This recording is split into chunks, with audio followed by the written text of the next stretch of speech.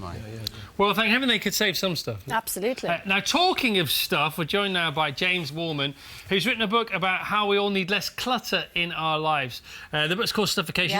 Yep. Somebody just gave it to me yesterday, and I started to read it, and I couldn't put it down. I've now finished it. It's the fastest I've ever read a book.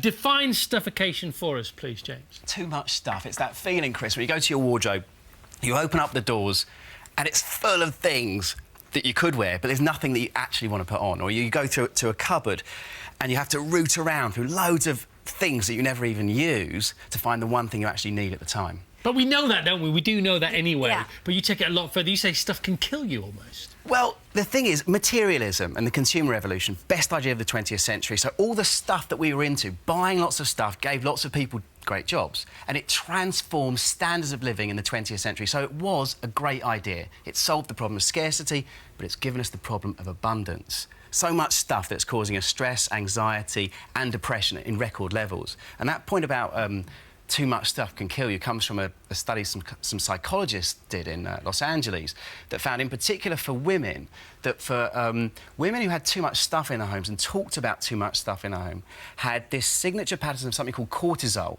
which is the pattern that people have who have post-traumatic stress disorder, chronic fatigue and a higher risk of mortality. So it's not quite a kind of too much stuff will kill you, but there's a very close kind of correlation. Too much stuff in a headline will lead you to an earlier grave. OK. Kevin, are you a minimalist or are you a... No, I'm not actually. I'm an autobiographist. I like things. I like stuff in a way, but what I do is I don't collect junk. I collect stuff which I then catalogue, archive, and carefully box. Hang on, sorry, what? And I'm not anti-stuff. I don't want to be painted as a kind of pantomime. I hate stuff. Stuff is great. But that's organised stuff. You catalogue it. Well, I sort of do. Yeah, I sort of do because what I don't like is though, because the opposite end of too much stuff is people living in what looks like a shop window or a magazine set. You know, it's not real living. It's not real life. And I think the things that on the one hand, it's extreme what you're talking about, isn't it? That kind of, you know, accumulation of stuff for the sake of it. And equally, at the other end, there's the minimalism, which is terrifying. And in between, somehow, there has to be a happy medium where people do value craftsmanship and made things and do enjoy making things as well, doing stuff. I think that's really important. Yeah, I think you've caught on the big point of the book is about doing stuff, not having stuff. Because you said they're about extremes.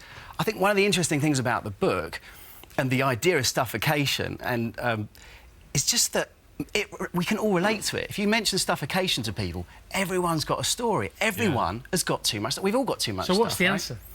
The answer is doing things, as Kevin said. And for me, it's this idea I call experientialism. Instead of thinking that we're going to find happiness, identity, status and meaning in things, in stuff, I think we're going to find the best place to find happiness, identity, status and meaning is in experiences instead. And you see that with the rise of festivals and more people are cycling. Some people are running nowadays, you know, a lot more people are running. Never, are they? This is why loads last Sunday, apparently. Oh, that marathon thing, I think so. Oh, yeah, but you also say that people like to talk to each other about doing things as opposed to, have you seen my new blah, blah? Yeah, that is so true. Yeah, social media is really important. I think it's changed the way that we get status, changed the way that we express ourselves to other people. Back in the 20th century, nobody knew that you'd been on a marathon, for example. No one knew that you'd done a Tough Mudder course and a Tough Guy course or been to Chamonix for the weekend or the latest pop-up restaurant. But now, with all your friends on Facebook, your followers on Twitter, everybody knows what you're doing. It's about what your weekend looked like as opposed to what your car looks like. What you do, not what you have. So we've had some pictures in. Go on. Here's the beginning of something, isn't it? This is the beginning of stuff you don't need. John Dearlo from Buckingham, where I have my lunch and tea breaks every single day. See, that just needs a good clean, in all seriousness. What about this one, then? This is Ross Manning from Aberdare. This is his garage. Yeah, nice.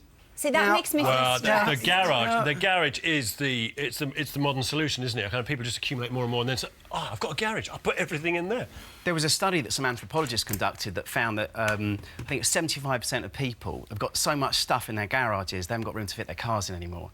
Now, that, to me, is stuffocation. A garage is for your car. Right? A garage shouldn't be full of stuff unless it's stuff that helps you do things. That's why that's kind of an interesting picture. I mean, there's too many chairs there, right? But he's also got...